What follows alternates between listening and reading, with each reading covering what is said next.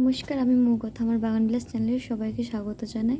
মনে আছে আগের দিন যাদের বাড়ি থেকে ক্যালাডিয়াম গাছটা এনেছিলাম তাদের বাড়িতেই এই ফুল গাছটা দেখেছিলাম। এই ফুল গাছটার কী নাম আমি তখন জানতাম না। তারপর মাকে এসে বলেছিলাম যে এরকম একটা ফুল গাছ দেখেছি ওদের বাড়িতে। তো ওদের বাড়িতে না কোনো ছোট চারা গাছ আমি দেখতে পাইনি, এত বড় বড় একটাই গাছ দেখতে পেয়েছিলাম। ওদেরকে জিজ্ঞাসা করেছিলাম যে এটাতে কি ফুল হয়। ওরা তখন বলেছিল, আমি প্রথমটা বুঝতে পারিনি। তারপর ওদেরকে বলেছিলাম যে এখানে যখন চারা গাছ হবে এর থেকে, তখন যেন আমাকে একটা দেয়।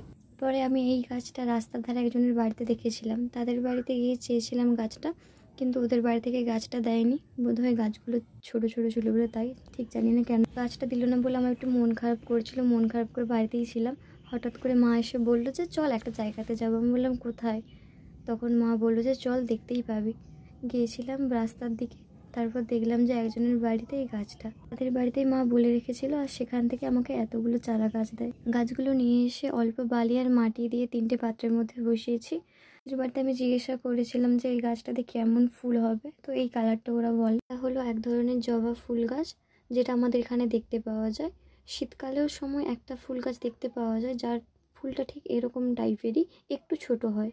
আর এই গাছের পাতাগুলো দেখো, পাতাগুলো দেখলে বুঝতে পারবে যে অন্যান্য জবা গাছের পাতার থেকে এই জবা গাছের পাতাটা একটু আলাদা রকমের। তোমাদের কার কার বাড়িতে রয়েছে এই জবা গাছটা আমাকে কমেন্ট করে জানিও। আর ভিডিওটা যদি ভালো লাগে সাবস্ক্রাইব করো।